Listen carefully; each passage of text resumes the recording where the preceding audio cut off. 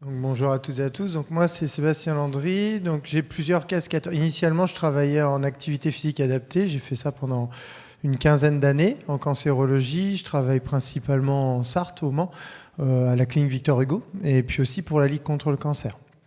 Depuis maintenant une dizaine d'années, je suis également sexologue, spécialisé dans les pathologies chroniques. Et maintenant, je fais quasiment plus que de la sexo. Je fais toujours un peu de recherche, je travaille pas mal sur les...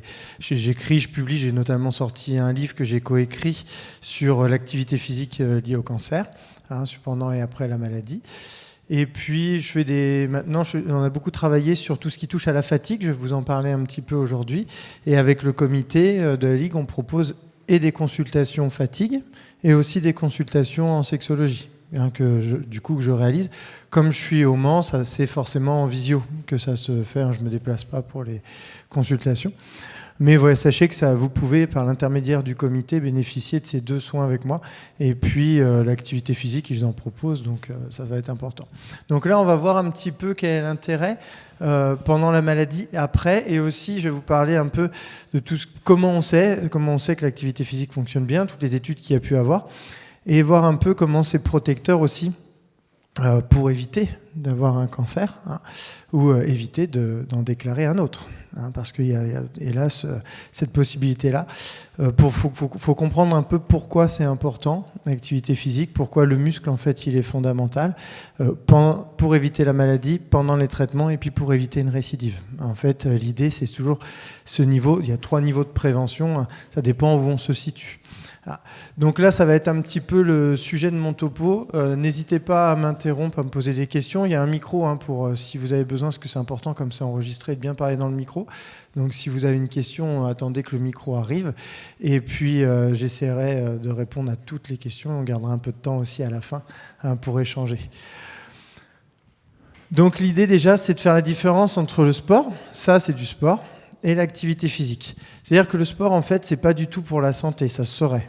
Il se doperait pas si c'était pour la santé. Donc le sport, c'est pour la compétition. D'accord ? Que tout le monde ne fasse pas de sport, ça, on entend. Si on aime le sport, faites du sport. Si vous aimez la compète, allez-y. Mais l'idée, c'est de parler d'activité physique. L'activité physique, vous pouvez me dire tout ce que vous voulez, vous en faites. Déjà, vous avez marché pour venir jusqu'ici, c'est de l'activité physique. Vous voyez ? Monter des escaliers, c'est de l'activité physique. Jardiner, c'est de l'activité physique. À partir du moment où on utilise son corps et qu'on bouge, c'est de l'activité physique.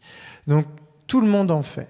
Après, l'activité physique adaptée, c'est quoi ? C'est utiliser des mouvements plutôt spécifiques pour améliorer la santé de façon globale. Ça peut être pour retrouver, je ne sais pas, de l'autonomie à la marche. Ça peut être pour lutter contre des amplitudes qui sont diminuées, retrouver une amplitude de mouvement. Et ça peut être pour retrouver certaines fonctions. Il y en a qui souhaitent courir, par exemple, etc. Donc là, on va utiliser vraiment le mouvement pour améliorer la santé. En cancérologie, il y a une particularité, mais qu'on retrouve quand même dans beaucoup de pathologies, c'est qu'on se centre sur la masse musculaire. Aujourd'hui, on le sait, il n'y a que la masse musculaire qui compte pour la santé. C'est-à-dire qu'en gros, plus on est musclé, plus on a un système immunitaire qui est fort. Plus on est musclé, plus on tolère des traitements. D'accord ? Plus on est musclé, plus notre corps élimine les mutations qu'hélas on peut faire à cause de la pollution, etc. Donc aujourd'hui, on le sait. C'est-à-dire juste marcher ne suffit pas. Comme avant, on pouvait dire marcher, c'est bien, c'est très bien, il faut continuer. Il faut avoir une activité dite cardiovasculaire. Mais ce qui va être fondamental, c'est la masse musculaire. D'accord ? Et je vais axer mon topo beaucoup autour de ça. Des deux quand même, vous allez voir qu'il faut quand même se déplacer. Mais l'idée, c'est d'avoir une masse musculaire importante. Des fois, on le voit, moi j'ai eu des patients qui me disent « je ne comprends pas, moi je ne tolère pas du tout les traitements, il y en a d'autres qui tolèrent plus facile, quand ça a l'air plus facile, est-ce que c'est le traitement qui est plus facile ?» Pas forcément. En fait, vous pouvez avoir 2 personnes qui vont avoir le même traitement, la même chimiothérapie, sauf que si vous avez un corps qui est plus fort, plus musclé, eh bien du coup, il y a moins d'effets secondaires du traitement, parce que le muscle va éliminer très rapidement, une fois que la chimiothérapie a fait ses effets, de l'organisme et diminue les risques d'effets secondaires. Alors attention, il y a toujours des gens qui, hélas, font des réactions allergiques, réagissent mal au traitement. Hein. Là, on peut toujours utiliser dire, il y a des gens qui sont très musclés, qui ont mal vécu les traitements, ça c'est une certitude. Mais on le voit bien, plus il y a de la masse musculaire, plus les traitements, je vais mettre des guillemets quand je dis facile. Ça reste des traitements, c'est pas facile, d'accord ? Mais se passe plus facilement qu'une personne qui serait plutôt déconditionnée. D'accord ? Donc c'est là pour ça que c'est important de se centrer sur la masse musculaire. Donc ça, c'est de la compétition. Ça, c'est pas ce que nous, on va viser. On va plutôt utiliser l'exercice, le mouvement. Alors la marche, le vélo, la montée d'escalier, ça en fait, c'est... Alors le vélo, oui ou non, mais au moins la marche, monter des marches, se déplacer, ça au moins, ça doit être tous les jours. D'accord ? On doit avoir au moins une dépense de 30 minutes de marche par jour. Si on se dit 30 minutes, c'est trop, parce que c'est difficile, eh bien, on peut le scinder. On peut faire 3 fois 10 minutes. D'accord ? 3 fois 10 minutes dans la journée, c'est aussi efficace que 30 minutes d'affilée. Mais ça, c'est le strict minimum qu'il faut avoir. C'est pas se dire, tiens, j'ai atteint l'objectif, c'est bon, j'arrête de bouger. Non, c'est le minimum à avoir, en fait. Il faut qu'on bouge. On est aujourd'hui dans une société où on est devenu très sédentaire. D'accord ? Trop sédentaire. Là, si vous voulez, la moins bonne attitude aujourd'hui qu'on peut avoir, c'est la vôtre. C'est pour ça que je ne me suis pas assis, moi, par exemple. Vous ne me verrez pas assis pendant 1 heure, ça c'est sûr et certain. Vous avez le droit de vous lever. C'est-à-dire qu'en fait, la position de sédentarité, la sédentarité au niveau mondial, c'est ce qui tue le plus. C'est-à-dire qu'il n'y a pas autre chose qui tue plus que la sédentarité. Le fait d'être assis ou allongé. On enlève bien sûr le sommeil. Quand on dort, n'allez pas essayer de dormir debout, c'est compliqué. C'est pas terrible. Mais en fait, le temps que l'on passe assis, sur le temps d'éveil, c'est vraiment hyper délétère pour la santé. D'accord ? Je vais vous montrer toutes les études qui le disent. On a même aujourd'hui, on est confronté à des gros problèmes. Les gens qui ont un métier sédentaire, si on passe plus de 8 heures assis par jour, 8 heures assis par jour, c'est pas tant que ça. Quand vous réfléchissez bien, parce qu'il suffit de travailler derrière un bureau, manger, c'est rare qu'on mange debout. Alors regardez un peu la télé le soir, je peux vous assurer que les 8 heures, on les a largement. Eh bien, quand on dépasse les 8 heures assis par jour, on a beau faire une séance d'1 heure d'exercice physique, d'aller courir, faire du vélo, marcher, ça ne peut pas compenser l'effet négatif de ces 8 heures en position assise par jour. On ne peut pas passer en bénéfice pour la santé. On est toujours en négatif. Je vais vous montrer on a toutes les statistiques. D'accord ? Donc, il faut vous dire qu'il faut rompre le plus possible avec ce temps de sédentarité. Quand on est très fatigué et qu'on sait qu'on va passer peut-être une demi-journée allongée, eh bien c'est un truc tout bête, mais peut-être toutes les demi-heures ou toutes les heures, de se lever, juste déjà de tenir debout, de rester en position debout quelques minutes, et après de retourner ça, de rompre avec les heures et les heures passées en fait en position de sédentarité, avec un objectif qui est passer le moins de temps possible par jour dans ces positions-là. Et c'est un cercle vicieux, ça. Plus on est assis, plus on aime être assis. Beaucoup d'études nous montrent que des gens qui passent plus de 10 heures assis par jour, alors là, ça devient catastrophique, plus de 10 heures assis par jour, eh bien, on sait que sur leur temps de loisir, ils le passent beaucoup assis. Parce qu'en fait, ils sont bien dans cette position-là. Ils pensent être bien. Parce qu'en fait, dès qu'ils commencent à bouger, comme ils n'ont plus la musculature faite pour bouger, parce que la musculature, elle s'adapte au non-mouvement, du coup, ils fatiguent. Ou des mois, j'ai un peu mal au dos, j'ai mal au genou, j'ai machin, c'est dur. Je suis bien là, et je m'assois. Et en fait, naturellement, ils passent du temps beaucoup assis. D'accord ? Donc, il faut essayer. Alors, l'objectif, c'est pas dès demain de vous dire, c'est fini, je ne m'assois plus. Ne faites pas ça, ça va être difficile. Mais c'est juste d'y réfléchir et de se dire, est-ce qu'il y a des moments dans la journée où je peux, penser à, je vais me lever, là je sais que je vais rester plusieurs heures. Si on fait une sieste, on fait sa sieste. Mais quand on se réveille, après, on se lève, on bouge. Vous voyez, c'est de changer tout doucement le mode de vie. On le voit dans certaines entreprises, pas toutes. En France, on a énormément de mal avec ça, parce qu'en France, on ne se projette pas loin, on se projette à très court terme. Mais on a des entreprises où maintenant, ils ont des bureaux debout. Vous savez, aller de bureau assis debout. Mais c'est très très bien ça. Parce qu'on est encore plus efficace debout qu'assis. Regardez quand vous prenez la voiture, quand on est fatigué en voiture. fait, pourquoi en voiture, des fois, on est là, on somnole, ou là même, bon, là, le repas, il commence à être un peu loin, mais vous avez peut-être des moments où vous allez vous faire tomber. Est-ce que moi, je vais le faire, ça, debout? Non, parce que mon cerveau, il n'est pas si couillon que ça. Il se dit, attends, si on s'endort, on va se faire mal. Que vous, assis, vous pouvez dormir. Donc votre cerveau, à partir du moment où on est en position de sédentarité, notre cerveau envoie des signaux d'endormissement. D'accord? Et là, sauf que vous dites, ah là, la conférence, elle est trop intéressante, j'ai pas envie de dormir, donc vous résistez. Et vous dites non à votre tête, je veux pas dormir. Et ça, quand on fait ça toute la journée, ben, c'est pas facile après d'être dans le lit le soir. Et là, tu te couches et tout d'un coup, tu as les yeux grands ouverts, tu te dis, oh putain, je trouve plus le sommeil. Parce que toute la journée, on a dit non, non, non aux signaux d'endormissement. Le cerveau, bah, du coup, au bout d'un moment, il comprend qu'il faut arrêter. Et le soir, bah, pour se coucher, lui, il continue son mécanisme. Et on dort super mal. Et le matin, on se réveille, on est fatigué. Et toute la journée, on lutte. Et le soir, on recommence. Et c'est un cercle vicieux. 71% des gens qui passent plus de 10 heures assis par jour ont des gros troubles du sommeil, liés simplement à la position de sédentarité. Ils changent de travail, ils se mettent à bouger, ils dorment mieux. Oui ? Si on fait des jeux, par exemple, des fois, on est plus d'une heure à faire des jeux. Ouais, bah faut se lever régulièrement, faut couper avec, on fait une petite pause, et la pause, on se lève. Mais vous voyez, le mot pause, normalement, enfin, je veux dire, faire une pause, normalement, c'est s'arrêter. Nous, aujourd'hui, quand on fait une pause, on se lève. Parce qu'on est devenu tellement sédentaire, alors pas tous les métiers, hein, métiers où ils bossent, là, quand tu les vois se refaire les routes et tout, quand ils font une pause, ils vont s'asseoir eux. Mais on est beaucoup de métiers où on est devenu tellement sédentaire que quand on fait la pause, en fait, on se lève et on va se dégourdir les jambes.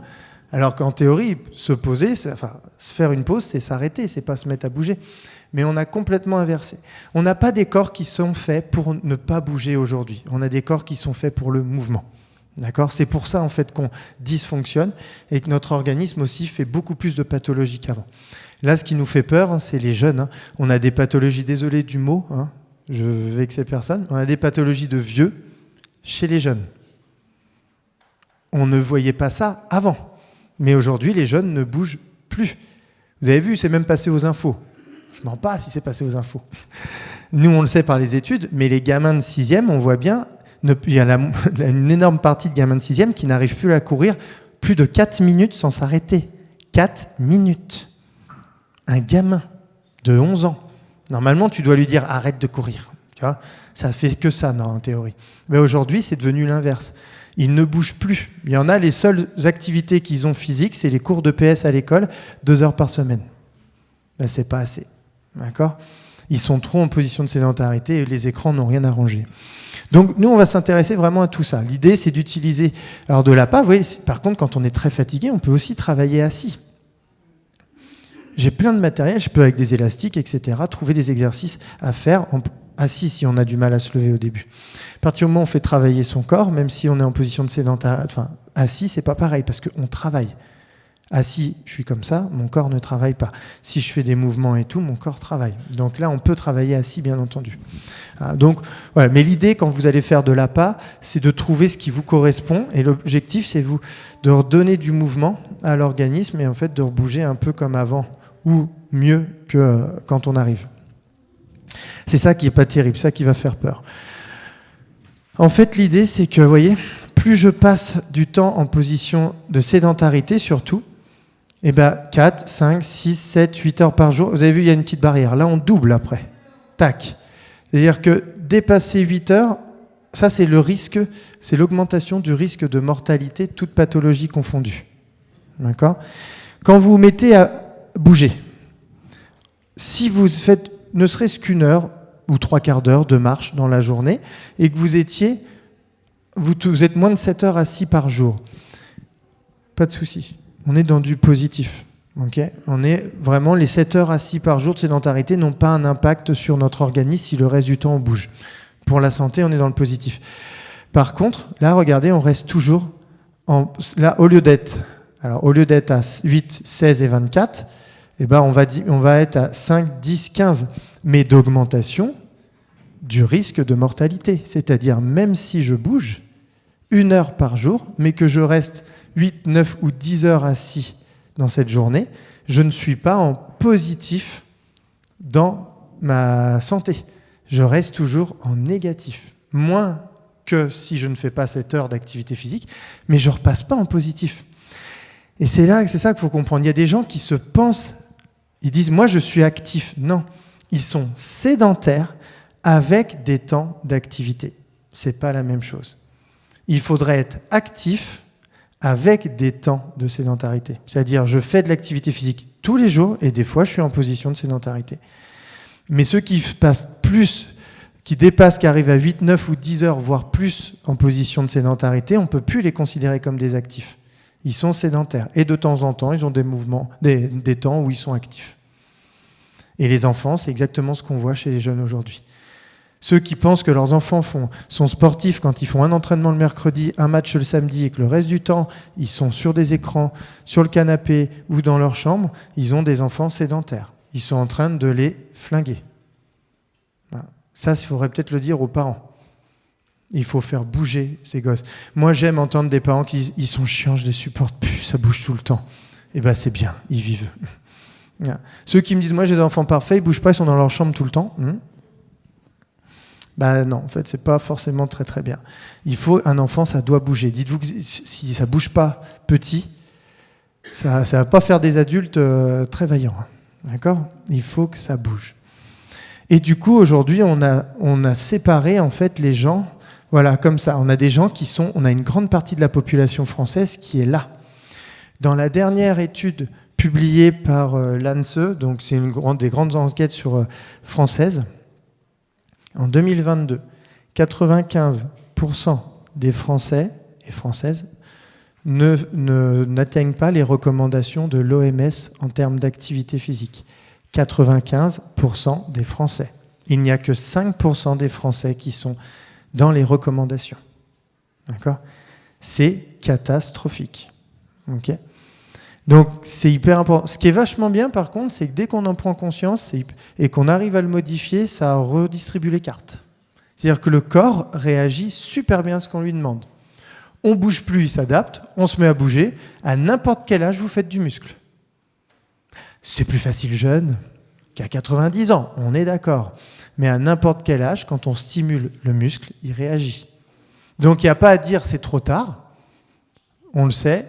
On change nos habitudes et on améliore notre santé. D'accord ? C'est important.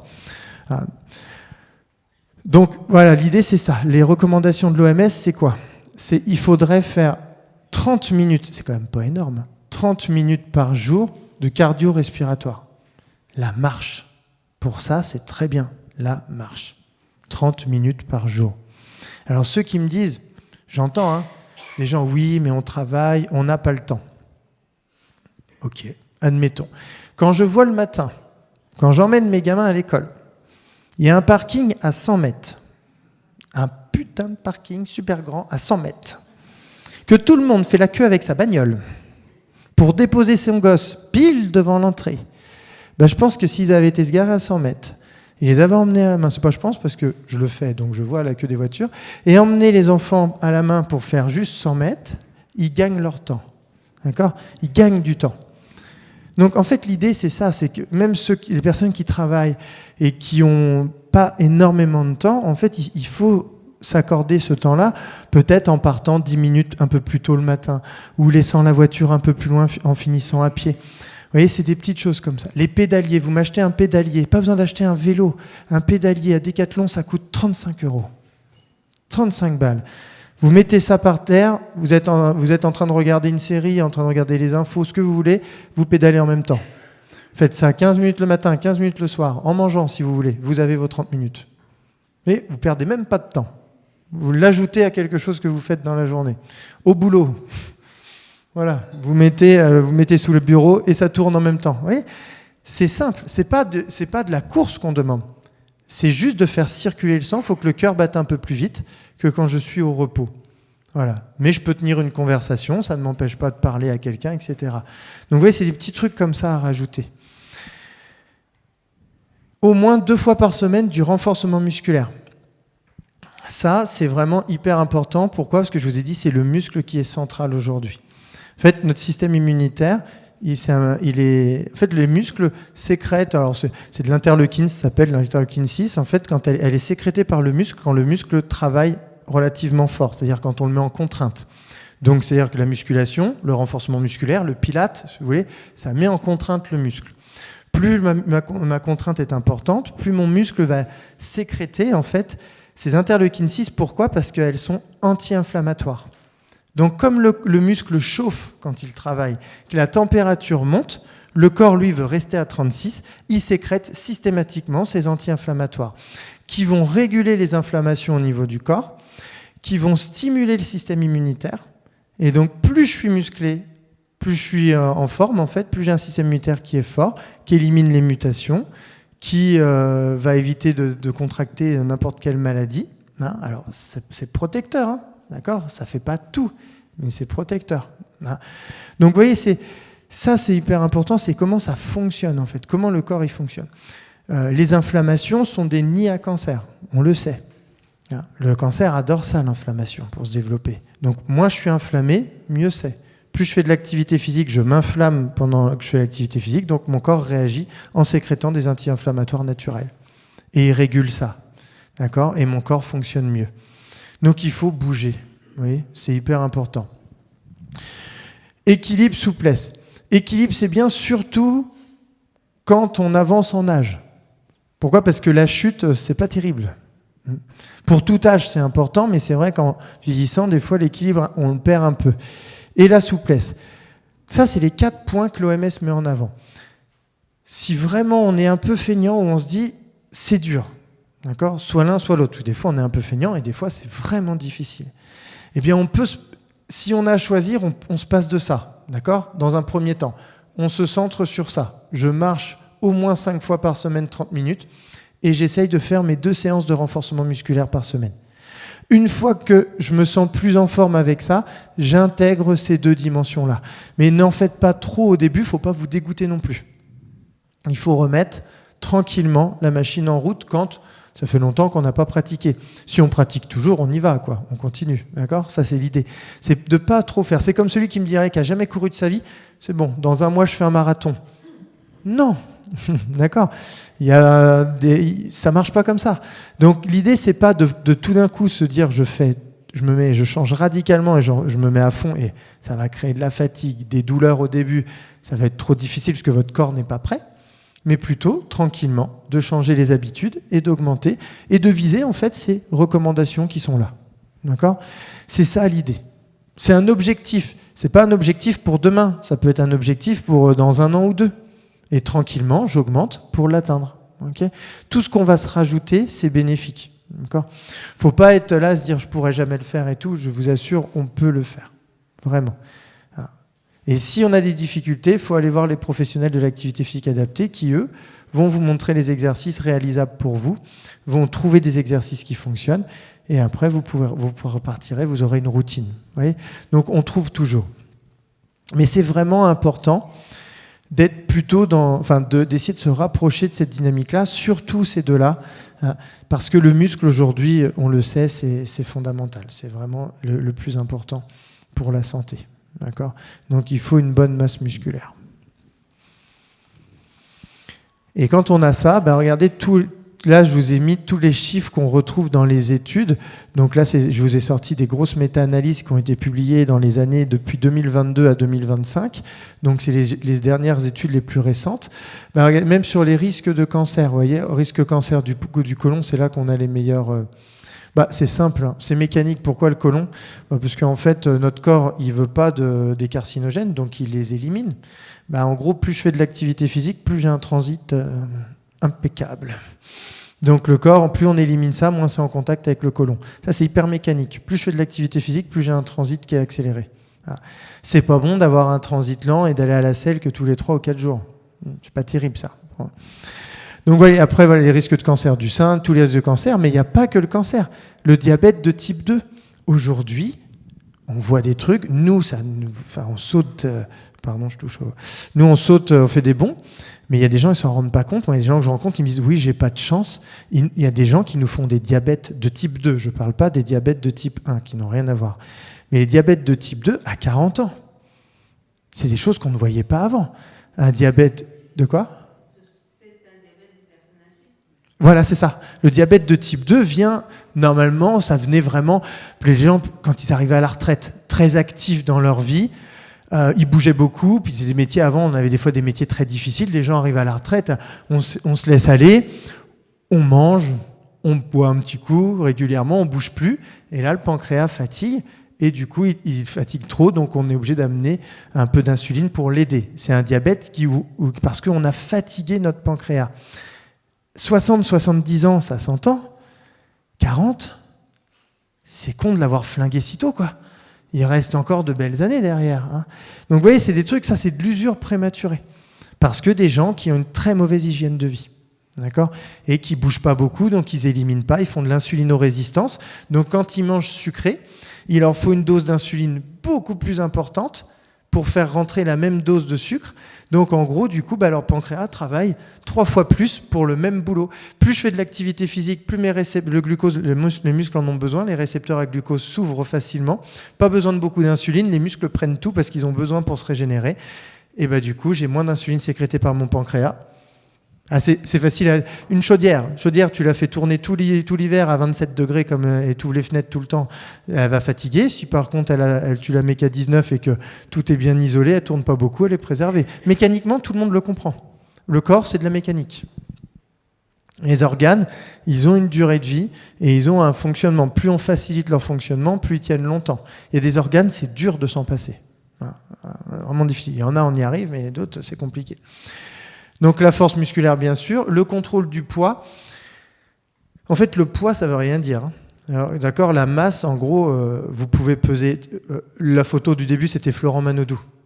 Il fait 100 kilos, l'animal. Moi, je les veux demain, les 100 kilos, comme ça. Hein. J'y suis pas à 100 kilos, mais j'ai pas son corps. Mais si demain, on me donne son corps 100 kilos, ça me dérange pas. Il n'y a pas un pet de gras sur l'animal. C'est ce qu'il y a que de la masse musculaire. En fait, ce qui compte, c'est la composition corporelle. D'accord ? La graisse... ça sert à rien. Un peu l'hiver, voilà, ça tient chaud, on est tranquille. Mais c'est plus délétère qu'autre chose. D'accord ? On va le voir tout à l'heure sur notamment ce qui nourrit des cancers. Hein, les œstrogènes nourrissent beaucoup les cancers. Et un tissu qui sécrète énormément d'œstrogènes, homme comme femme, c'est le tissu adipeux. Donc plus j'ai de la graisse, plus je sécrète des œstrogènes, qui ne sont pas très très bons en plus pour la santé, qui circulent beaucoup dans le sang. S'il y a un cancer, ils nourrissent les cellules cancéreuses. D'accord ? Elles utilisent ces œstrogènes pour se dupliquer. D'accord ? Donc l'idée, quand je fais de l'activité physique et que j'améliore mon hygiène de vie, c'est d'avoir moins de masse grasse pour moins nourrir les cancers et laisser le traitement faire son effet. Vous voyez ? Donc c'est aussi comme ça que ça fonctionne. Hein. Donc les troubles anxieux, ça on sait que au niveau mental, ça joue très très bien, même sur les pathologies type démence comme Alzheimer. L'os, il n'y a pas de chose, il n'y a pas de secret. Hein. Les os, on les resynthétise tout le temps, ça se casse, ça se refait en continu. Ça se refait si on tire dessus. Qu'est-ce qui est attaché à l'os ? Les tendons qui sont attachés à quoi ? Aux muscles. C'est les muscles qui font bouger les os. Plus je tire sur mes os, plus mes os se renforcent, plus j'ai une ossature qui est importante. Voilà, oui. La qualité du sommeil aussi. Pourquoi ? Parce que l'activité physique génère de la fatigue. Et du coup, quand cette fatigue-là, c'est une fatigue naturelle. C'est pas du tout la fatigue liée au cancer, qui a strictement rien à voir, qui est une fatigue pathologique. Mais cette fatigue naturelle, mon corps veut récupérer, donc m'envoie plus facilement vers le sommeil. Hein. D'accord ? Alors, faites pas n'importe quoi non plus. Une grosse séance de sport à 20h ou 21h, c'est pas sûr de trouver le sommeil à 23h. D'accord ? Parce que là, mais si c'est fait dans la journée avant, ça va vous aider. D'accord ? Donc voilà, l'idée... 30%, 10 minutes, 30% les risques de mortalité prématurée quand même, toutes pathologies confondues. Donc vous voyez, c'est énorme au niveau cardiovasculaire également. Pourquoi ? Parce que le muscle, le myocarde, le cœur, le myocarde, c'est un muscle. Donc vous voyez, il y a quand même beaucoup d'intérêt à avoir une activité physique régulière. L'ostéoporose, c'est un problème au niveau osseux. Les os deviennent très fragiles parce qu'il y a des trous, ça fait comme des gruyères en fait dans les os. Parce que là, c'est le manque d'hormones chez la femme, donc c'est à la ménopause que ça s'amplifie, et c'est l'inactivité qui crée ça. En fait, c'est le manque d'hormones, parce que vous bougez pas assez, donc vous tirez pas assez sur vos muscles, sur vos os. Ouais, complètement. Mais c'est pour ça que les personnes âgées, des fois, qui sont en institution, des fois, ils bougent pas. Maintenant, on les fait bouger de plus en plus. Hein. Ils ont plus d'activité physique. On leur propose de bouger, d'avoir des vélos et tout. Mais quand vous avez mamie qui est dans son fauteuil toute la journée et que vous venez une fois par mois pour balader mamie, elle tombe des fois. Elle n'est pas tombée, elle s'est pas pété le col de... Oui, pardon, parce que sinon j'allais dire utérus, mais c'est du fémur. Je suis trop sexologue maintenant. Mais c'est pas en fait la chute, c'est que la musculature en se contractant a tiré sur les insertions. Le col est tellement fin parce que la personne âgée ne bouge plus que sous la contraction musculaire, ça a cassé, ça a entraîné la chute. Ouais. Quand vous avez travaillé toute votre vie debout... Oui, mais dès qu'on arrête, vous avez déjà été plâtré ? Non. Eh ben, regardez quelqu'un qui est plâtré. Prenez un sportif de haut niveau, vous le plâtrez juste la jambe, 6 semaines après, vous enlevez, il n'y a plus de muscles. En 6 semaines, vous voyez ce que je veux dire ? C'est que ça va super vite. Donc même si quelqu'un... En fait, c'est ça qu'il faut comprendre, mais vous avez raison de me le dire, c'est important. En fait, c'est ça qu'il faut comprendre, c'est que l'activité physique, c'est pas j'en ai fait à un moment et ça me préserve, il faut en faire tous les jours. La règle, c'est pas plus de 2 jours consécutifs sans activité physique. En fait, c'est un super traitement, si vous voulez, mais qui a un effet très court. Donc il ne faut jamais s'arrêter. Et dès qu'on s'arrête, le corps il s'adapte très très vite à l'inactivité. Ah oui, ça complètement. Ça, les traitements, oui, bien sûr. Tous les traitements contre les cancers diminuent les oestrogènes. Tous. Pourquoi ? Parce que les oestrogènes nourrissent les cancers. Donc dans n'importe quel traitement, même si ce n'est pas un cancer hormonodépendant, on jouera sur les oestrogènes. Donc forcément, chez la femme surtout, parce que nous c'est plus la testo, mais chez la femme ça va donner des douleurs articulaires, ça ne va plus nourrir les articulations, ça ne va plus nourrir les muscles, ça ne va plus nourrir les os. Donc il faut encore plus bouger pour compenser. Pas le choix. Sinon, ostéoporose, c'est pour ça qu'on fait des densitométries osseuses. On regarde l'état de l'os, parce que les traitements attaquent. Ah, mais je n'avais pas compris dans le cas, excusez-moi. Mais oui, vous avez entièrement raison. Ah oui, je ne vais pas vous dire l'inverse. Les traitements attaquent l'os. Donc on va voir comment ça fonctionne. Les oestrogènes, je vous ai dit, les oestrogènes, surtout pas les oestrogènes qui sont sécrétés chez la femme en âge de procréer par ses ovaires et ses surrénales. Vraiment, je parle des oestrogènes libres qui sont sécrétés tant chez l'homme que chez la femme par le tissu adipeux. Ça, c'est les pires. Ça fout la merde dans tout l'organisme. En fait, ça crée de l'inflammation, donc ça déstabilise le fonctionnement des cellules. Quand vous avez surtout de la graisse viscérale, donc c'est celle qui entoure les viscères.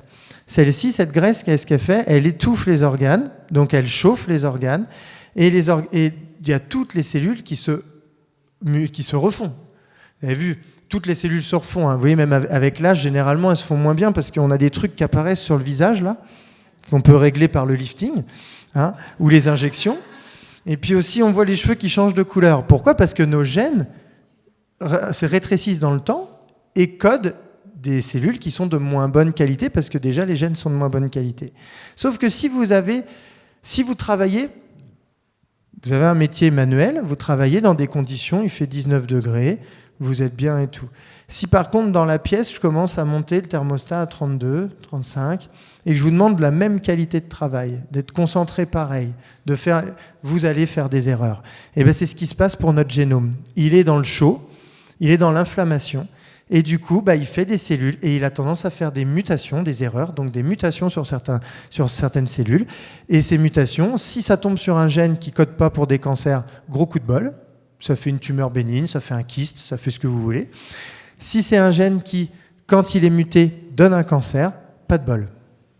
Et après, cette cellule cancéreuse, elle va voir tous ces oestrogènes qui sont là. Nous, on ne s'en sert pas parce qu'on ne bouge pas assez, on ne les élimine pas. Viens là, hop, et c'est du carburant. Et après, boum, boum, boum, boum, elle gonfle et elle colonise. Oui, c'est le mécanisme en fait. Là, je vous fais des raccourcis, je vous l'explique simplement. Mais c'est aussi simple que ça à comprendre, c'est un peu plus complexe dans les mécanismes physiologiques, mais l'idée, elle est là.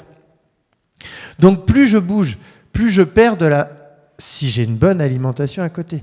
Parce que si vous allez marcher 1 heure et vous vous dites, tiens, j'ai mérité un bon McDo après, je peux vous assurer que ce que vous allez manger en 10 minutes ou 15 minutes à McDo, en calories, c'est même pas 1/10 de ce que vous aurez dépensé dans la marche. Hein, c'est hyper dur à perdre, hyper facile à faire rentrer, quand c'est surtout des mauvaises calories comme ça. Donc l'idée, c'est toujours d'avoir une bonne alimentation. Là aussi, c'est pas facile l'alimentation, il faut se faire aider, il y a des diètes, ils sont là pour ça. Et à côté, il faut un maximum bouger. Donc c'est pas le poids qui compte, parce que le muscle souvent est plus lourd. Donc quand on a de la masse musculaire, on est beaucoup plus lourd. Hein. Mais par contre, c'est la composition qu'il faut regarder. C'est la masse maigre par rapport à la masse grasse. La masse grasse va tendre à diminuer si je fais pas mal d'activité physique et que je mange bien. Et du coup, je vais moins sécréter d'œstrogène libre. Et surtout, en fait, en bougeant, mes muscles vont sécréter des enzymes qui vont se fixer à ces œstrogènes qui se baladent dans le sang. Et le corps n'en veut pas. Ça sera éliminé dans vos urines. Donc il y a une double efficacité. Moins j'ai de tissu adipeux, moins je sécrète des œstrogènes libres. Plus je fais de l'activité physique, plus je les fixe, ceux qui sont dans mon corps, pour les dégager parce que j'en veux pas. D'accord ? Le corps est bien fait. C'est un peu comme nettoyer la tuyauterie d'une vieille chaudière. On nettoie ou une cheminée que tu ramones. Si on laisse la cheminée encrassée, ça fout le bazar. Si elle est ramonée, ça fonctionne mieux. Ben, les tuyaux, c'est un peu pareil. Sauf que c'est vrai que se faire... on peut, hein. Il y a des chirurgies pour ça. On peut se faire nettoyer les tuyaux. On peut le faire naturellement. D'accord ? Le corps, il est bien fait. Mais il faut qu'il tourne bien.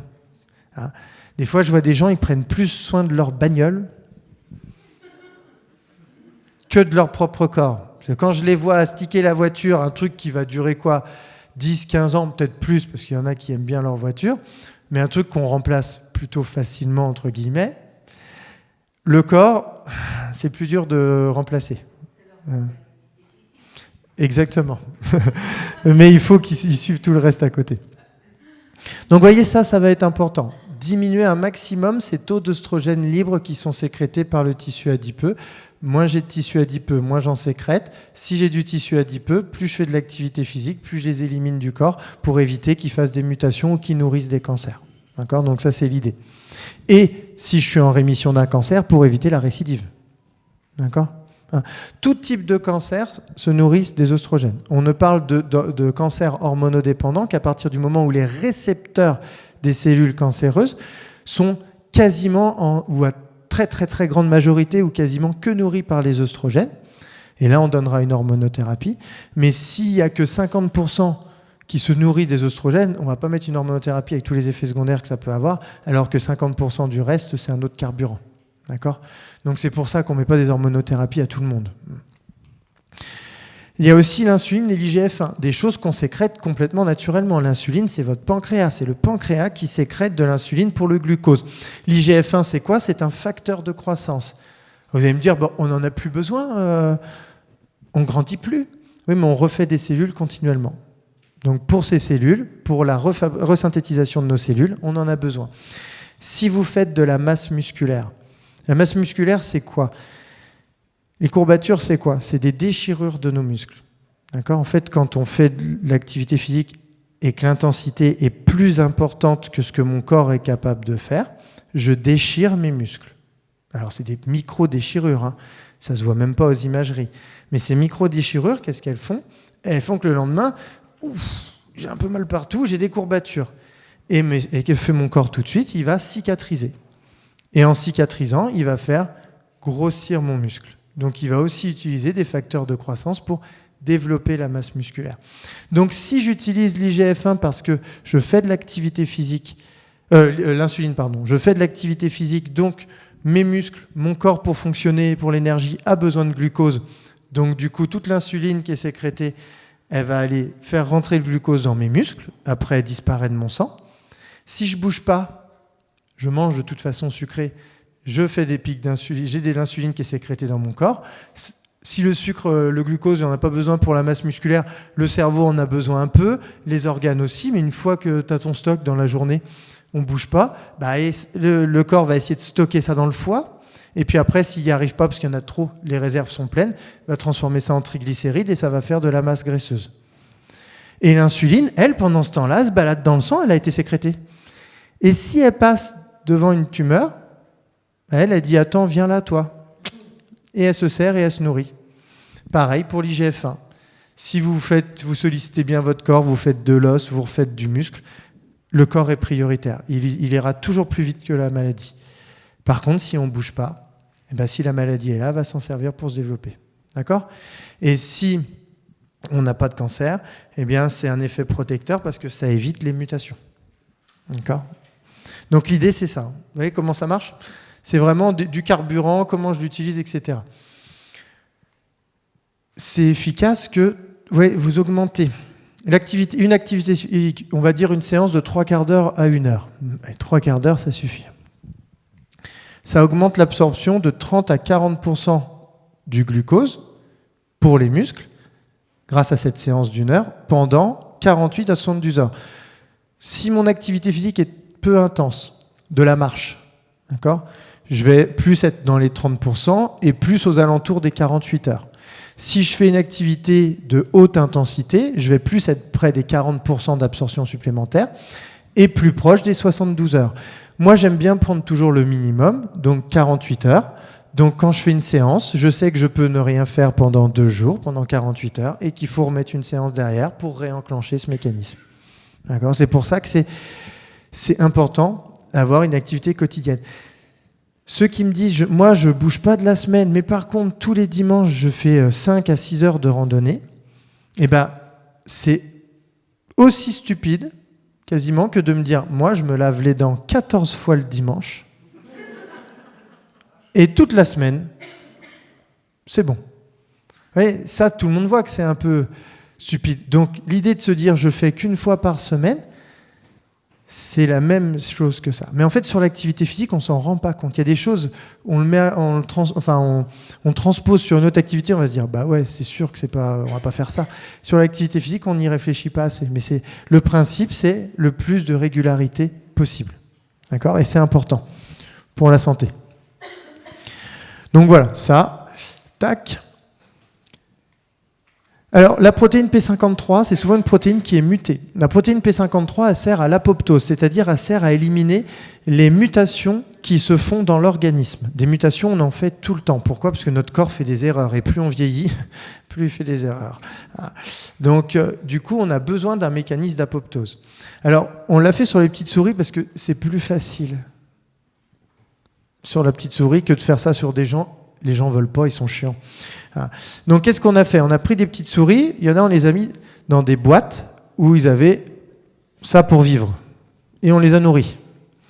La même chose avec des petites souris qui avaient une grande boîte et vous mettez une roue. Je ne sais pas si vous avez réfléchi 2 minutes, mais les hamsters, les machins dans les boîtes, vous mettez une roue. Est-ce que vous avez dû apprendre à la bestiole à courir dans la roue ?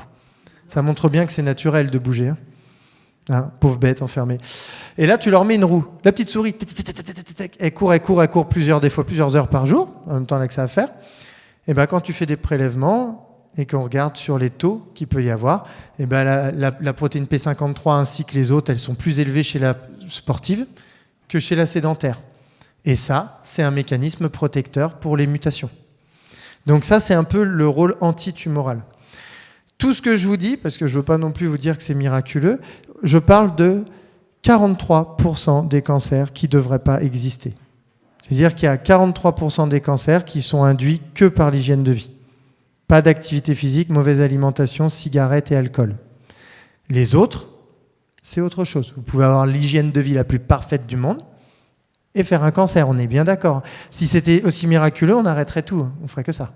Mais ça évite quand même 43%, c'est énorme. C'est presque une personne sur 2.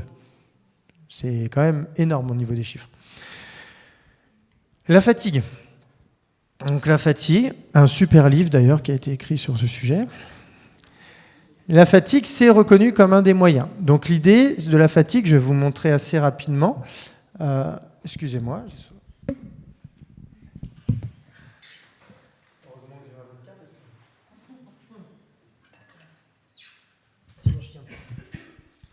La fatigue, elle est là. Alors, la fatigue liée au cancer, il y a une fatigue qui est directe, qui va être physiologique, c'est-à-dire c'est tout ce que je vous explique depuis tout à l'heure. Je perds de la masse musculaire, je fatigue. Mon corps est moins fort. Je perds du muscle. Forcément, la vie quotidienne devient plus dure. Monter des escaliers, ça devient difficile. Marcher, ça devient difficile parce que j'ai plus les muscles pour. Vous avez une Ferrari, vous enlevez le moteur, vous mettez un moteur de 2 chevaux, on ira moins vite. T'as beau avoir toute la Ferrari autour, d'accord ? Et nous, le moteur, c'est quoi dans notre corps ? C'est le muscle. Moins j'ai de muscles, moins j'ai d'énergie utilisable, plus je fatigue à bouger. C'est un cercle vicieux. Je bouge moins, je me déconditionne. Dès que je bouge, je suis fatigué. Donc il faut rompre avec ça. La fatigue biologique, vous inquiétez pas, les médecins, ils sont là pour ça. Prise de sang régulièrement, dès qu'ils voient qu'il y a une anémie, qu'ils voient qu'il y a de l'inflammation, etc. Traitement. Ça, ils savent la gérer, donc ils la regardent. Mais il y a aussi la fatigue indirecte, psychologique, sociale, comportementale. Anxiété, stress, dépression, angoisse, ça fatigue. D'accord ? On rumine. Les psys, c'est pas pour les chiens. C'est bien les psychologues. D'accord ? Je sais qu'on n'est pas un pays qui avons cette habitude de consulter facilement et c'est bien dommage parce que ça réglerait beaucoup de choses. Et après, il y a des troubles cognitifs aussi qui sont donnés par les traitements. C'est un peu comme si vous conduisiez, tu sais conduire, tu es dans le brouillard. C'est pareil pour le cerveau. Les traitements, ça le fout dans le brouillard. Donc du coup, tout coûte cher. Donc après, il faut se concentrer, etc. Et du coup, on fatigue. Il faut sortir du brouillard. Hein. Donc là, il faut faire le programme Oncogite ou sinon aller voir un neuropsychologue. Au niveau social, les interactions sociales, renforcement positif. Il faut être bien entouré. Moi, je ne dis pas il faut être entouré. Les cons, on les dégage. Il y en a beaucoup dans l'entourage des fois. Il faut y en a trop. Les gens toxiques, ça flingue. Quand on est en bonne santé, on s'en rend pas forcément compte parce qu'on est assez... Voilà, on le gère, on met de côté. Quand on est déjà fatigué, quand il y a une pathologie, ça devient un poids supplémentaire. Il faut les dégager. Non, ça sert à rien, ça. Et puis, les comportements. Attention, en France, on a souvent tendance à se coucher un peu tard et à manger beaucoup le soir. Et en plus, là, on va en sortir de la période bénite des raclettes. Mais quand tu manges raclette, tu dors raclette. Tu transpires raclette. Et le lendemain, elle est toujours là. Des fois, tiens, encore la raclette. Si on a des troubles du sommeil, se coucher avec un estomac plein, c'est pas fun. D'accord ? Il faut mieux manger tôt. Il faut se préparer. De toute façon, la maison de retraite, c'est 18h30. Il faut se préparer. La fatigue liée au cancer, elle est donc dans tout ce bazar. Donc ça, avec le comité, on vous propose des consultations fatigue. Donc il y a des questionnaires à remplir avant. Après, je vous contacte et on a fait des publications sur ça et je vous fais un petit bilan fatigue. D'accord ? Ça vaut ce que ça vaut, c'est pas le plus miraculeux du monde, mais ça permet d'identifier les origines de fatigue et d'avoir des bonnes recommandations sur quoi faire pour la diminuer. D'accord ? Donc ça fonctionne plutôt bien. Donc ça, vous pouvez en bénéficier si vous le voulez. Dans l'immunité, je vous en ai parlé.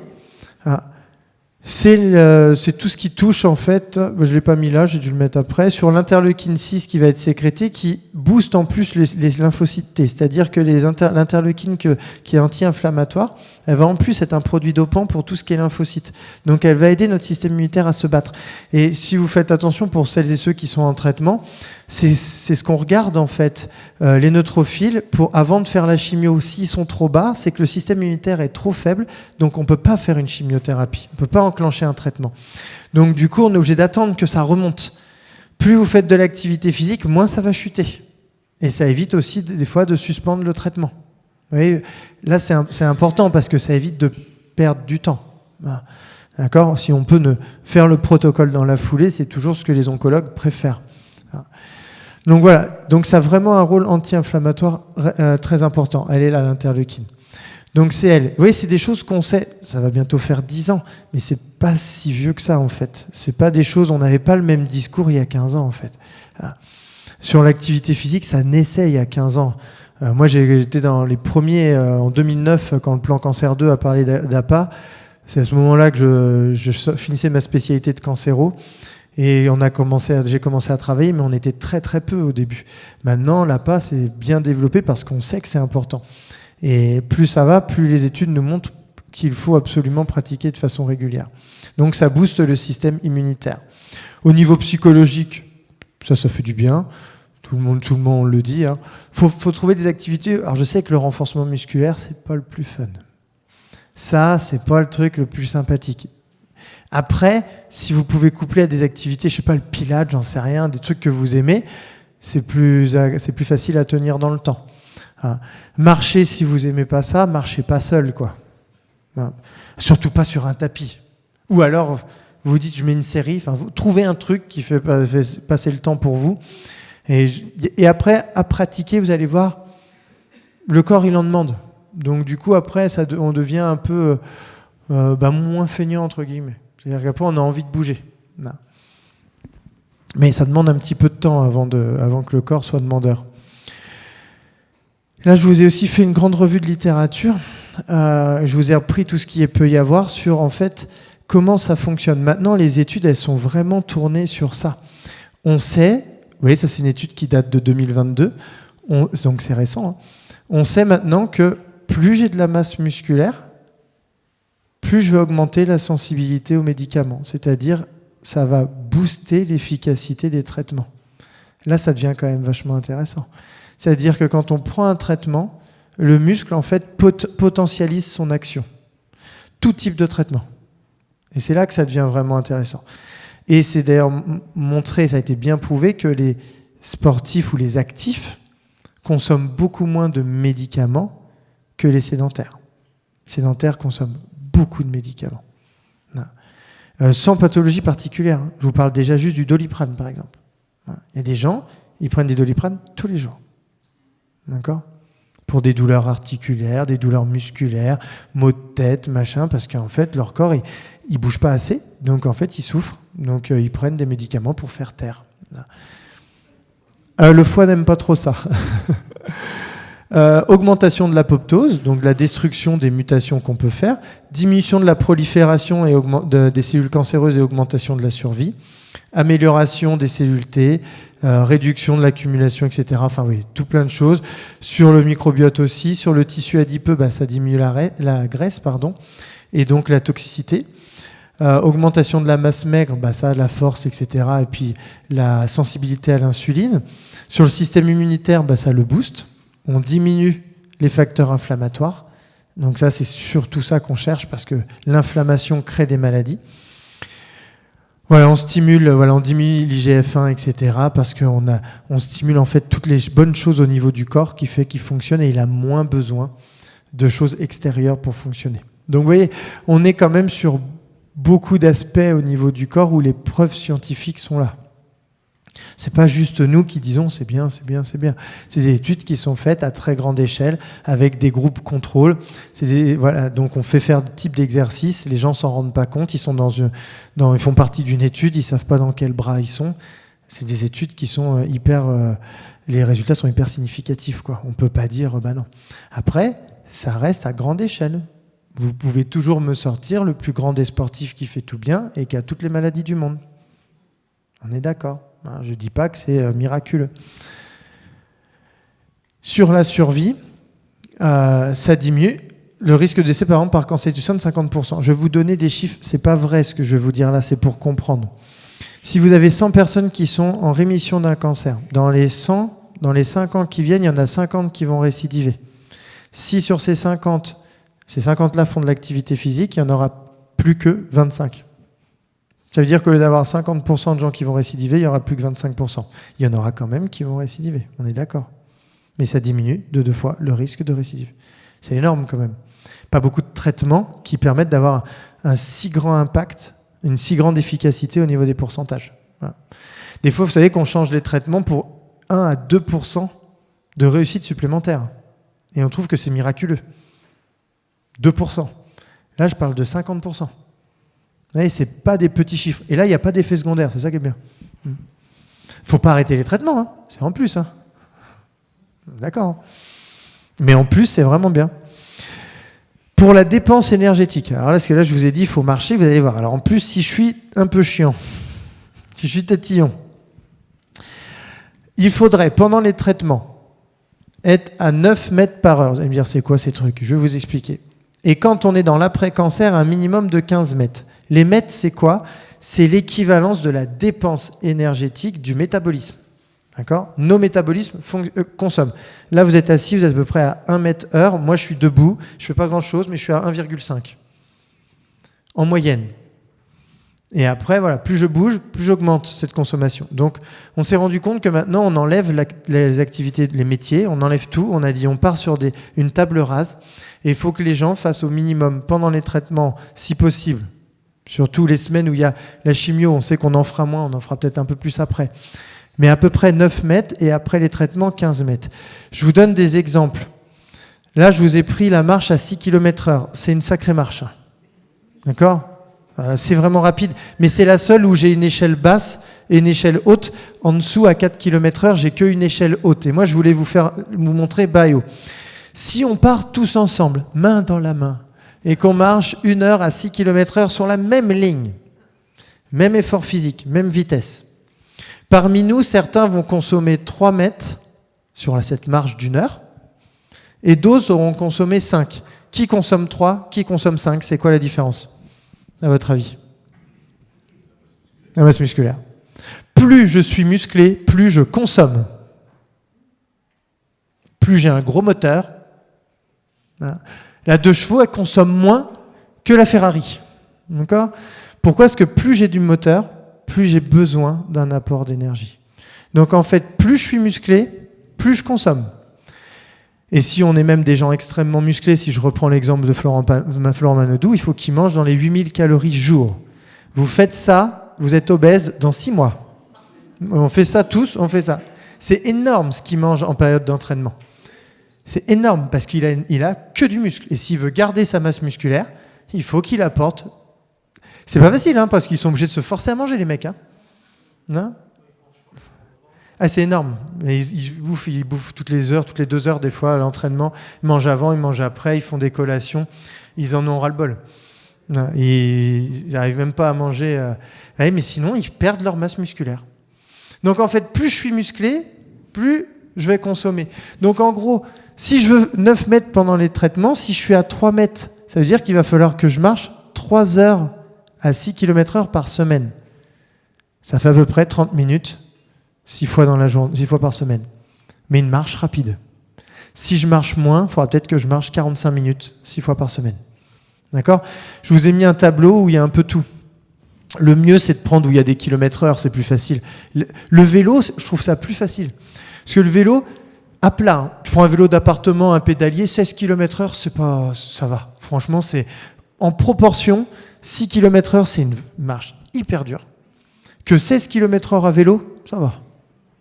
Donc si on trouve que 6, on n'arrive pas à le faire, vaut mieux avoir un pédalier à la maison ou un vélo. Et pendant une demi-heure, tous les jours, faire juste 16 km, enfin la moitié, quoi, mais 8 km sur une demi-heure. Ouais, ça suffit. Ouais, c'est plus facile, je trouve, sur le pédalier. Pour quand on est très affaibli, ça, c'est plus facile sur le vélo. Si après on aime marcher et tout, on se booste. Vaut mieux marcher une demi-heure vite par jour qu'1 heure et demie lentement. Ouais. Plus je marche vite, mieux c'est. Si je marche lentement, je marche longtemps. Donc soit vous dites, je marche pas vite, mais je marche plus, soit je marche vite et je peux marcher moins. D'accord ? C'est l'idée. Et après, il y a d'autres activités. Ça, vous le trouvez facilement sur Internet, ce tableau-là. Vous tapez dépenses énergétiques MET, vous aurez le tableau comme ça qui va facilement apparaître. C'est pour le grand public, c'est bien ce qu'ils ont fait. Ça donne des bonnes... Si vous courez, ça va, vous êtes large. Il faut courir. Pas facile, hein ? Tout le monde ne court pas. D'accord ? Moins on va vite, plus on en fait. Plus on est intense, moins on peut se permettre d'en faire. Donc ça, c'est l'idée. Donc vous voyez, sur ça va vraiment être hyper important pour, en fait, pour la santé. Sur l'activité physique adaptée, ce qu'on vous propose, c'est soit des prises en charge un petit peu, là j'ai mis vélo, mais surtout, là la marche nordique, pourquoi c'est bien, marche avec bâton, je m'en fous, faites ce que vous voulez, on l'appelle comme on veut, parce qu'en fait, le fait d'utiliser les bras, vous augmentez de 30 à 40% la dépense d'énergie par rapport à 100, donc autant marcher avec ça, tu vois. Moi, je suis hyper feignant. Ah mais franchement, je vous le dis, moi je cherche l'efficacité. Donc tu me dis, tu consommes plus avec des bâtons, tu fais la même marche, mais tu dépenses plus, c'est con de s'en priver. Voilà. On a autre chose à foutre. Donc si on peut marcher moins longtemps et que c'est plus efficace, marchez avec des bâtons. Tu vois. Donc c'est pour ça que c'est intéressant. Après, vous ne voulez pas marcher avec les bâtons, marchez sans bâton. On s'en fiche. Non. Mais l'idée, c'est ça.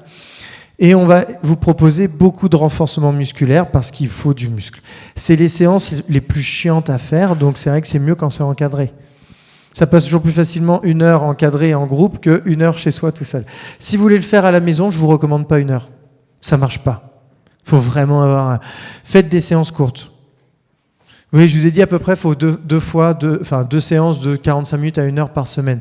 Faites 15-20 minutes par jour, une petite routine. 15 minutes, ça passe, tu vois, ça va. 1 heure. Du renforcement musculaire, pilates, soit vous demandez, si vraiment il y a eu des chirurgies particulières, vous êtes dans les traitements et tout, il faut aller voir un APA ou un kiné pour qu'il vous explique bien les précautions à prendre. Sinon, après, suivez des tutos. Moi, j'aime bien travailler en ISO, c'est là qu'on se blesse le moins, je trouve, et on va travailler le muscle du gainage, par exemple. D'accord ? En isométrie, ça veut dire sans mouvement.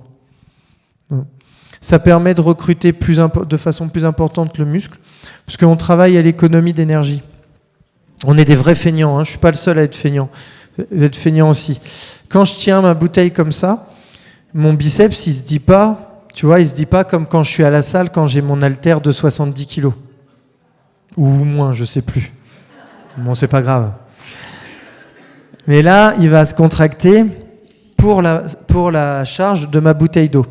Donc en fait, sur mon muscle, je vais travailler que certains faisceaux musculaires. Certaines fibres, pardon. Sauf que si je m'amuse à tenir la bouteille, bon bah là, il va falloir que je tienne longtemps, mais imaginons j'ai un peu lourd. Bah, au bout d'un moment, qu'est-ce qui va se passer ? Mes fibres, je vais vous montrer sur les jambes, ce sera plus facile.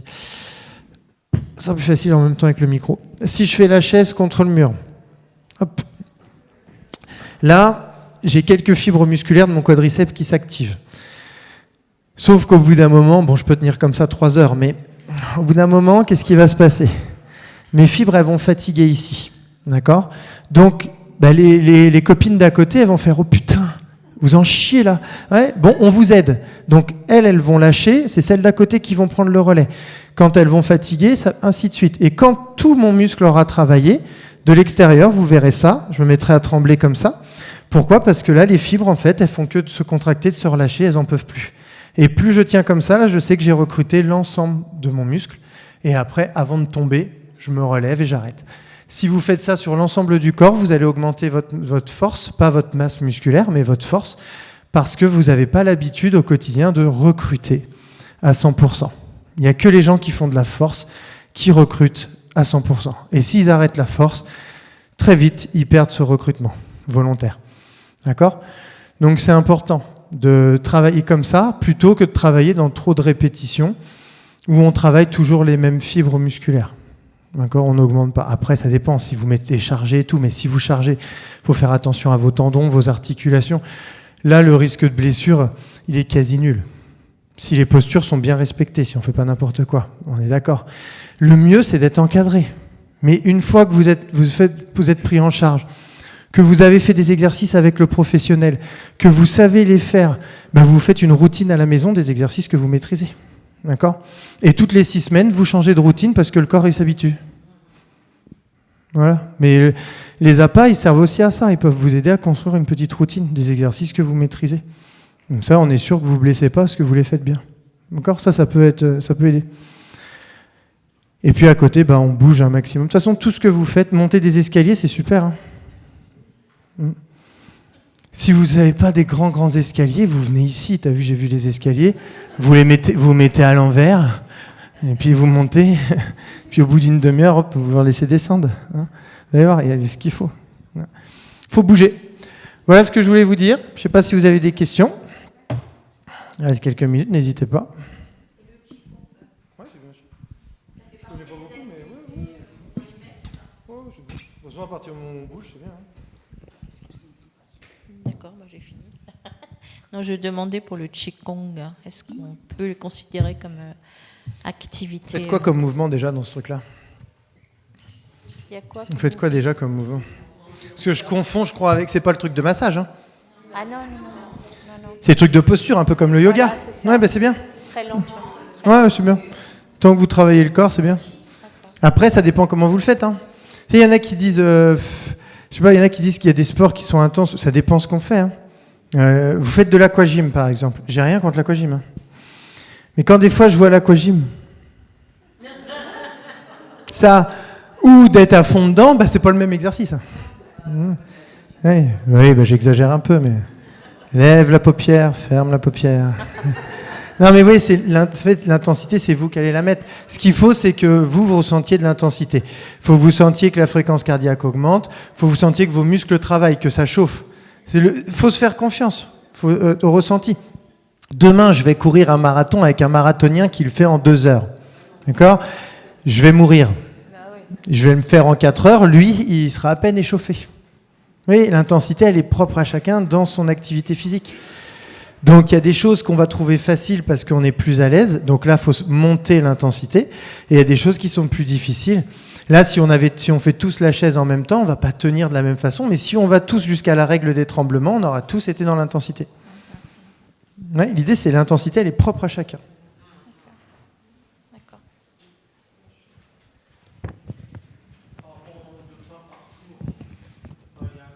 Le nombre de pas par jour, ça, c'est la plus grande, mais c'est bien, c'est la plus grande des non-études qui a été balancée, mais c'est pas grave. Moi, je trouve ça génial parce qu'ils nous ont sorti ça a été complètement de façon arbitraire, mais c'est bien parce qu'au moins, les gens...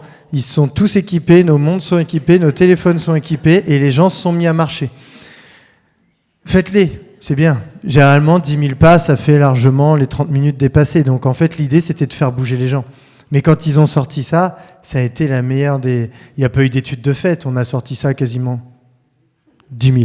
Ça faisait bien, mais en même temps, nickel, ça a fait bouger les gens. Donc moi, je suis à fond pour... Mais parce qu'il y a beaucoup de gens qui se sont rendus compte du coup de leur non-activité. Mais ça, c'est bien. Enfin, faut avoir des petits repères comme ça, des choses qui vous aident en fait. Mais voilà, il faut... Oui. L'activité physique, pas sport. Pardon. Est-ce qu'il y a un horaire à privilégier dans la journée ? Franchement, non. Si vous avez des troubles du sommeil, pas trop tard le soir. Si vous avez des difficultés d'endormissement, c'est pas le mieux le soir, surtout la haute intensité. Mais il y a des gens, je suis admiratif. Quand je pars, des fois à 6 heures, je les croise. Que fais-tu ? Tu devrais être dans ton lit en train de dormir. Si je pouvais, j'y serais. Il y a des gens, ils adorent le matin. Moi, je sais que je préfère le midi, par exemple. Ça me coupe ma journée en deux. Et, voilà. Mais le soir, si vous aimez, c'est aussi en fonction de... Parce que des fois, il y a des trucs, là comment ça s'appelle les enfants. Et apparemment, dès que t'en as, faut t'en occuper. Ça, on me l'avait pas dit. Et ça te bouffe du temps quand même. Donc, on s'adapte comme on peut. Non, les heures, c'est propre à chacun, franchement. C'est propre à chacun. Ouais. J'en profite. Déjà, un grand merci pour ces informations-là qui devraient d'ailleurs être données dans les collèges parce que l'éducation, l'information, c'est essentiel. Je pense qu'on devrait davantage sensibiliser nos enfants parce que bon, moi, en tant que maman, j'essaye. Pas toujours facile et c'est vrai que voilà. Donc déjà, merci pour tout ça. Deuxièmement, il faudra me dire où est-ce qu'on peut effectivement trouver vos livres. Partout. Parce que ça peut être intéressant effectivement de s'y plonger. Dans les bonnes librairies. Les autres sont nuls. Voilà. Et moi, je voulais bien comprendre. En fait, on parle d'inflammation, ouais. Et c'est vrai que c'est un terme qu'on a peut-être un peu galvaudé. Est-ce que vous pouvez me réexpliquer vraiment pourquoi à un moment donné on parle d'inflammation du corps et qu'est-ce qu'on peut mettre en place effectivement ? Alors, il y a l'activité physique alliée à la nourriture, j'imagine, c'est ça. Pour finalement les diminuer, voire les supprimer. Les inflammations, en fait, c'est des augmentations de température au niveau du corps. Donc, c'est que le corps dysfonctionne un peu, ça chauffe. En fait, il y a des inflammations qui sont créées par l'alcool, est hyper inflammatoire. L'alcool, quand on boit, ça rend inflamme. La cigarette inflamme. Et ça, le corps, sauf que c'est pas lui qui l'a créé. Donc là, il n'arrive pas à réagir. Que l'activité physique, on fait monter notre température, on transpire et tout, c'est lui donc il sait la réduire après. Donc il sécrète directement les anti-inflammatoires. C'est d'ailleurs comme ça qu'on a créé les anti-inflammatoires pour calmer quand on a une articulation qui est inflammée, donc qui a chauffé, qui a gonflé, etc. Sauf que c'est des médicaments. Alors que l'activité physique crée elle-même le muscle va sécréter ces anti-inflammatoires naturels beaucoup plus efficaces et sans effet secondaire. Mais on s'inflamme vite. Ne pas bouger, on s'inflamme parce que notre corps dysfonctionne. En fait, on n'est pas fait pour dysfonctionner. C'est comme les bagnoles. Les bagnoles, si vous roulez en sous-régime tout le temps, c'est pas bon. Ça flingue la bagnole, elle s'encrasse, etc. C'est comme nous. Par contre, si vous êtes à sur-régime constamment, vous la faites chauffer. Le corps, c'est pareil. Si vous êtes à fond tout le temps, vous explosez. Ceux qui font des heures et des heures d'activité physique par jour parce qu'ils sont drogués, en fait, ils sont bigorexiques, ils détruisent leur corps. L'extrême inverse, le sport à fond, à outrance, est aussi délétère que la sédentarité. C'est un peu comme la bagnole. Si je roule en sous-régime, je l'encrasse. Si je suis en sur-régime constamment, je la flingue. Notre corps, c'est ça. Il faut être à la bonne... Ouais. Oui, la nourriture, ça inflamme vachement. Toutes les merdes qu'on mange qui sont déjà préparées, qui sont transformées au maximum avec tous les trucs chimiques qu'ils mettent dedans, ça y va. Ça... Ah ouais, la bouffe, ouais. La bouffe, c'est clair aussi. C'est chaud, la bouffe, parce que manger bio, quand t'as ton champ bio et à côté, t'as tous les trucs... c'est mieux que rien, mais c'est chaud quand même de bien manger. Mais après, c'est sûr que ceux qui mangent transformés constamment, pas très bon. Le soir, ça sert à rien de charger la mule pour aller dormir, quoi. Le cerveau, il veut tout endormir, et là, il y a l'estomac qui est blindé. Donc, il est obligé de garder une pièce allumée en disant « vas-y, on bosse ». Donc, même pour la récupération, c'est pas bon.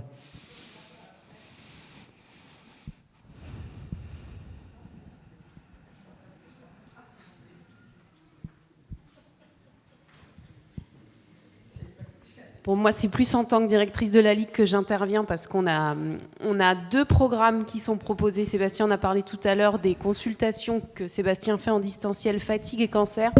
N'hésitez pas, il y a quelques personnes qui en ont profité et ils sont vraiment contents du résultat. Donc voilà, n'hésitez pas à en parler autour de vous, c'est complètement pris en charge. Et la nouveauté aussi, où là on a du mal à faire partir, alors nous on l'a appelé vie affective, sexualité et cancer, mais on peut faire plus simple, sexualité et cancer, qui sont aussi des consultations en distanciel animées par Sébastien. Et pour le coup, il y avait une conférence sur ce sujet, je crois, l'année dernière, et c'est quelque chose qui avait été demandé et qui a beaucoup plu. Donc n'hésitez pas à en parler autour de vous et à profiter de ces consultations.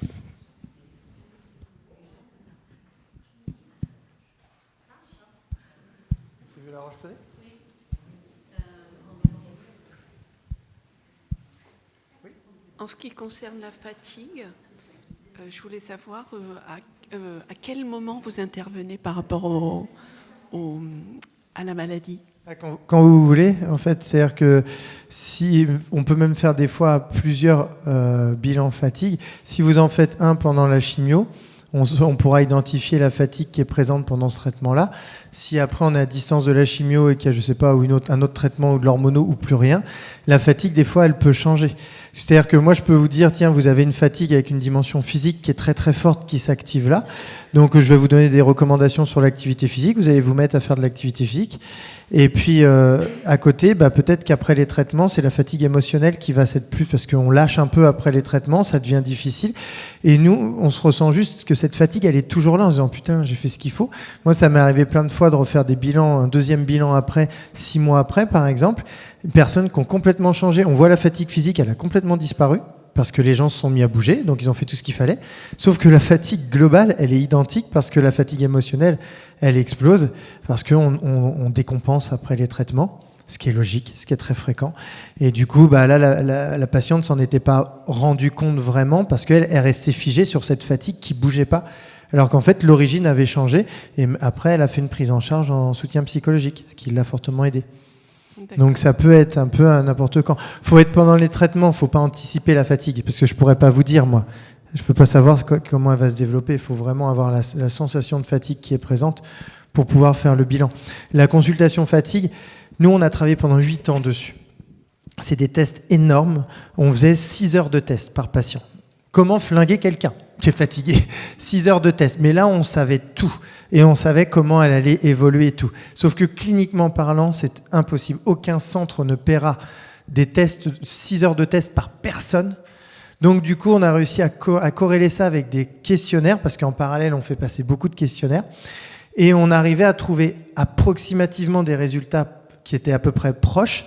Mais sauf que ça, c'est une photo que je fais. Je ne peux pas dire si elle est en train de monter, si elle est en train de stagner, si elle diminue, comment elle va évoluer dans le temps. Avec les questionnaires, j'en suis incapable. Mais je peux faire une photo instantanée du ressenti de la fatigue. Et déjà, c'est pas mal. C'est pour ça que des fois, ça nécessite, si elle ne disparaît pas vraiment, de refaire un bilan parce qu'elle peut avoir changé. Quand on faisait tous les tests, c'était plus facile de prédire comment elle allait se développer. Mais 6 heures de test, ça reste énorme. D'accord, merci.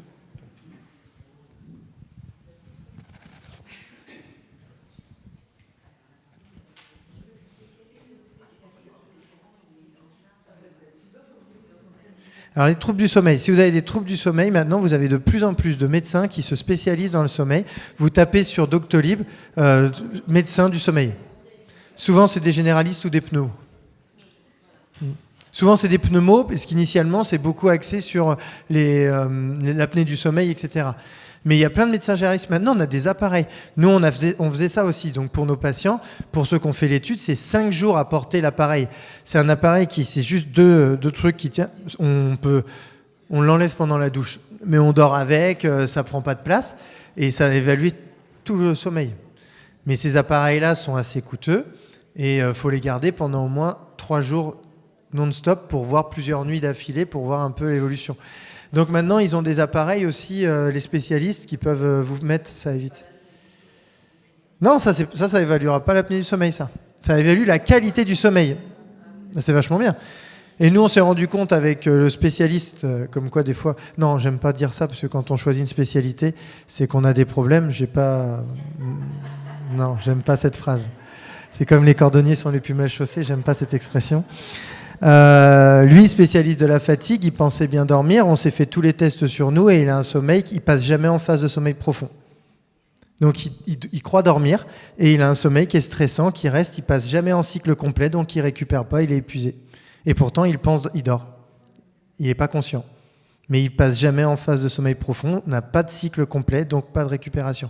Ça, c'est des appareils qui sont équipés, les spécialistes du sommeil, qui peuvent vous faire porter chez vous et ils peuvent déjà vous dire « Non, le sommeil a l'air de qualité ». Par contre, s'il y a des apnées, ça le détectera aussi, parce que le cœur va ralentir, il y aura une pause, donc ils vont pouvoir détecter, parce que c'est relié vraiment sur les battements du cœur. Et c'est intéressant. Ça, c'est pour évaluer. C'est pour évaluer d'abord. Qu'est-ce qu'il y a comme... Dans les troubles du sommeil, moi, je peux pouvoir le dire avec les questionnaires. Je vais dire, sommeil pourri, je vais vous dire. Peut-être pas comme ça, je vous dirais, avec des mots plus sympas. Je dirais, voilà, le sommeil n'est pas top. Mais je ne peux pas vous dire d'où ça vient. Il n'est pas top.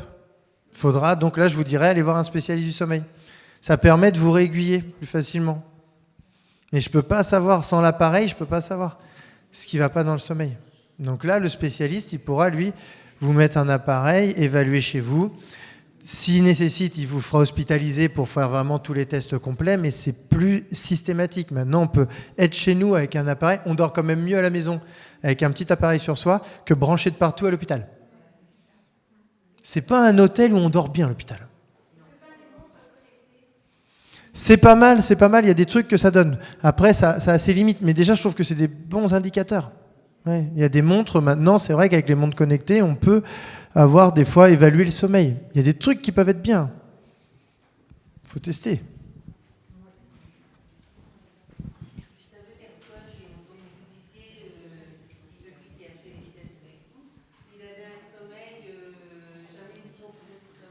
C'est-à-dire qu'il ne récupère pas. Il va pas. En fait, le sommeil, il y a 4 phases dans le sommeil.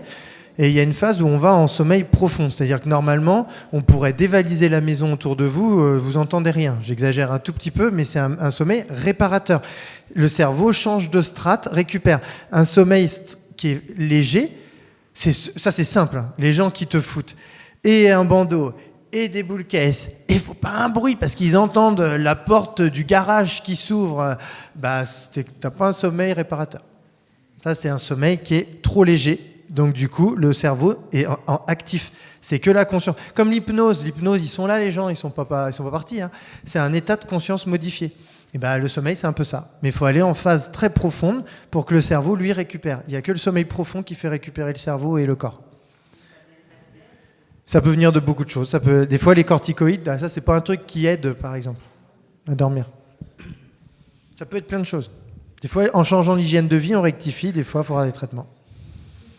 Mais la tête aussi. Hein. Quand on rumine, ça aide pas.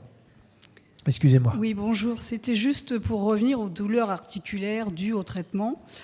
Moi, j'ai toujours fait du sport depuis ma plus prime jeunesse. Et en fait, là, j'ai beau faire du sport, j'ai toujours des douleurs articulaires. C'est de l'hormono ? Oui. Faut en parler, il faut changer. Alors, j'ai changé déjà avec l'oncologue. Toujours pas de changement. Donc, c'est vrai que je me dis, encore 8 ans à tirer, je me vois mal tenir. Et le sport n'y change rien. Hein, je fais du renfort, du pilates, et je vais au travail. C'est fort l'hormonothérapie. Hein. C'est hyper fort comme traitement. Ouais. Alors, il y en a plusieurs. Redemandez encore. Il faut attendre au moins 3 mois. Elle m'a dit qu'il y en avait encore 3 à essayer. 3, il y a des molécules différentes, il faut tester. À chaque fois, il faut essayer de pousser sur 3 mois. Parce qu'il faut une adaptation. Mais je sais que c'est dur. Hein, oui, mais c'est pas tout à fait des fois les mêmes. Moi, j'ai des personnes, en changeant, ils n'ont plus d'effets secondaires. Hein. C'est pour ça, on y croit. Voilà, faut tester. À l'âge que j'ai, je veux dire, avoir mal aux hanches comme une vieille, c'est déprimant, quoi. Parce que ça agit aussi sur le mental. Ouais. C'est pas qu'une question physique. Et je suis pas comme ça à me prendre la tête, à dire t'as encore mal. Non, c'est. Par contre, l'été, ça s'était arrêté. Pourquoi ? Je ne sais pas. Et ça a recommencé en novembre, comme de l'arthrose. Ouais, ça, mais il y a des trucs. Le problème, les traitements sont forts. Voilà, je pense que je suis pas la seule à souffrir. Non, mais l'hormono, c'est dur. Hein. C'est pas un traitement facile. Voilà, merci.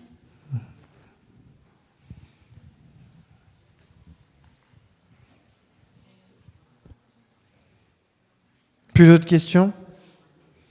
Bonne fin de journée à vous. Merci.